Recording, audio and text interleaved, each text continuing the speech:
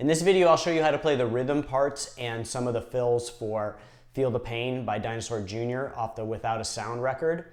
The solo will be in a separate video, and the complete tab for this lesson will be up on my website, scotobrienguitar.com. And here we go. All right, so the song is in standard tuning, and you're going to need a capo.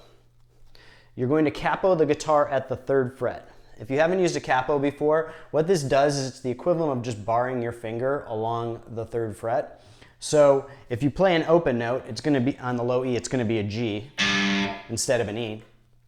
And what this allows you to do is you can play like a standard open E chord, and that will sound as a G.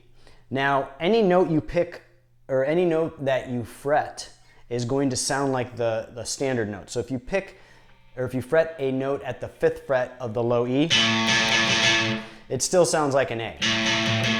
It's not raised up 3 frets because you have the capo there. The capo just really only affects any open strings that you play.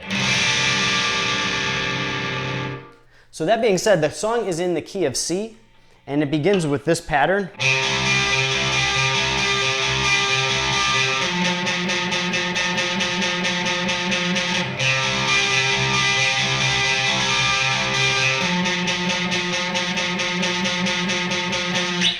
So breaking that down, we're going to play what's kind of like an arpeggio. You're going to use your ring finger at the 14th fret of the D string and your index finger at the 12th fret of the G string. And then you're going to play open, which is actually the 3rd fret because we have the capo, on the A string. And you're going to just play these notes in succession. So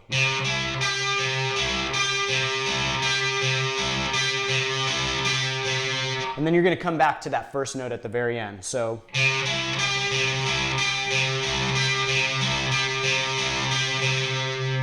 and then we're going to use, I like to use my middle finger, you can use whatever finger is comfortable for you, at the 13th fret of the low E string, and then just play 8th notes. So again,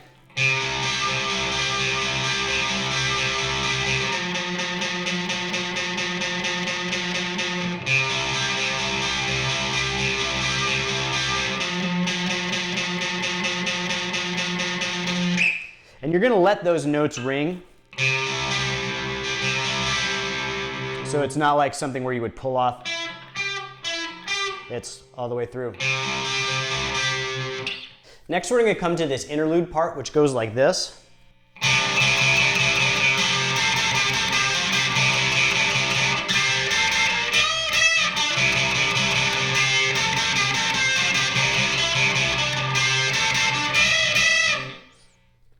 So breaking that down, we're going to play with our index finger at the 12th fret of the D string and our ring finger at the 14th fret of the D string. And it goes in a pattern like this. And I forgot to mention, you're also going to play the A string. So you're playing the A and D strings. And the A string is open, which is actually the 3rd fret because you have the capo on. So that's the kind of the rhythm.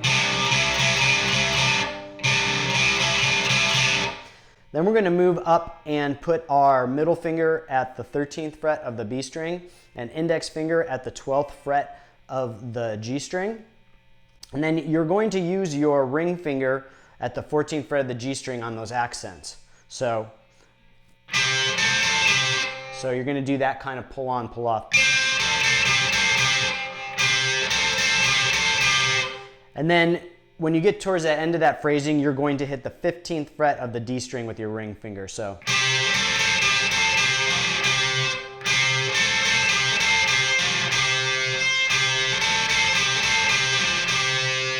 And you kind of let it ring throughout. So again, up to the point that I've showed you.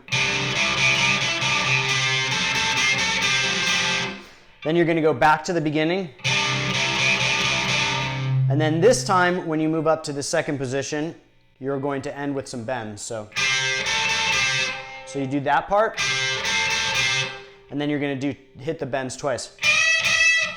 And so the bend is basically what you're doing is playing your index finger at the 12th fret of the E string, and your ring finger at the 15th fret of the B string, and you're basically bending the B string to match the note of the E string. So and it's quick. So again, all the way through.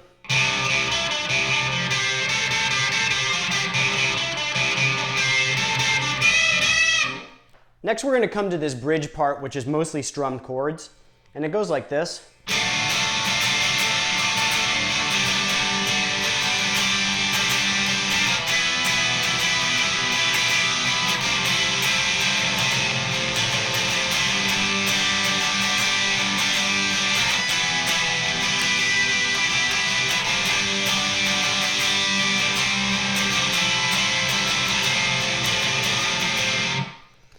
So breaking that down, what you're going to be doing is you're going to be playing a D minor chord first, to a G, which is basically the open E form of the chord, just played with your index finger at the 4th fret instead of at the 1st fret. Like normally you play the open E here, but you play it here and it becomes a G because you have the capo on. And then you're going to add your pinky to the G string to give it that suspended 4th shape. So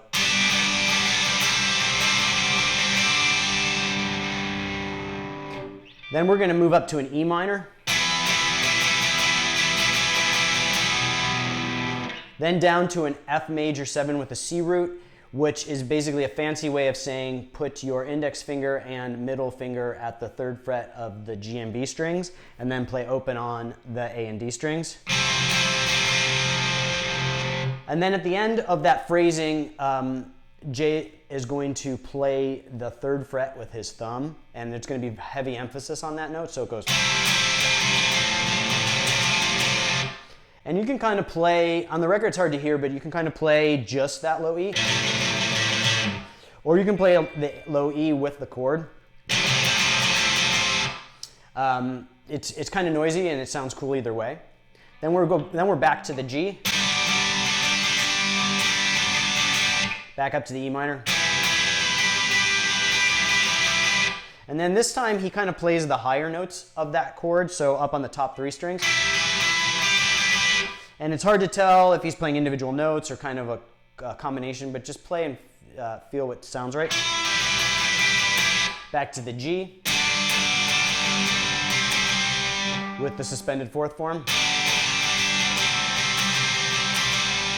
Then back to that F major 7 C. So that chord progression again all the way through.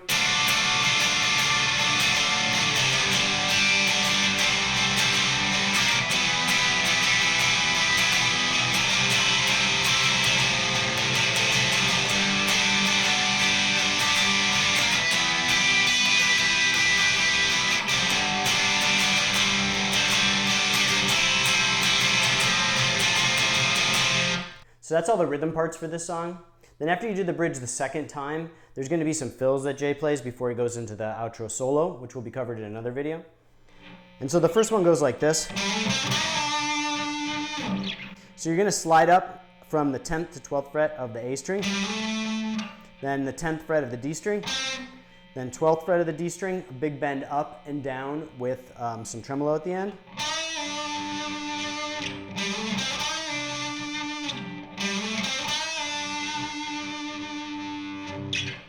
And the next one's going to be this descending pattern. And so basically you're going to go from the 10th to the 9th fret of the G string, then 12th to 10th of the D string, then slide up from the 10th to the 12th of the G string with tremolo at the end.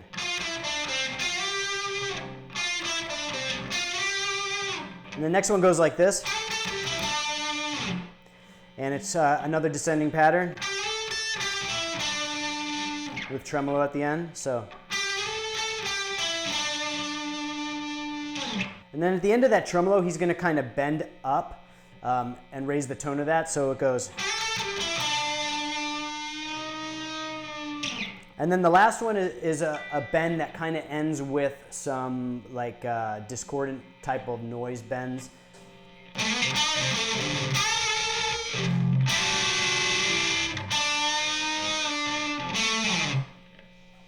So breaking that down, we're going to slide up from the 12th to the 14th fret of the A string.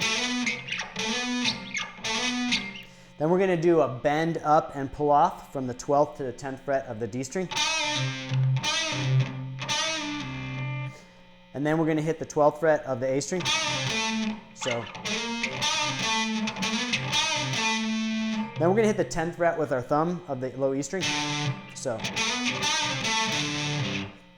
And then we're going to go to a bend at the 10th fret of the B string with our index finger and our ring finger at the 12th fret of the G string. And you're going to bend up and then do some tremolo.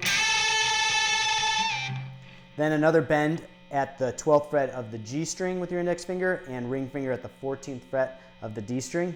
And this time it's going to be kind of just a more typical bend, but kind of out of tune and discordant. Then a single note bend at the 12th fret of the D string.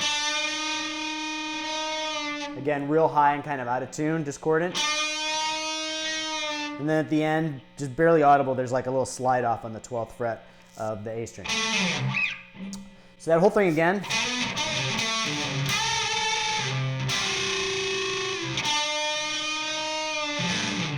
So that's it for this one. I hope you enjoyed this video. If you enjoy this content, remember to like and subscribe. I post new videos each week, and if you subscribe, you'll be notified when a new video is up. And the next week's video will be the solo part of this song, so stay tuned for that, and I will see you guys next time.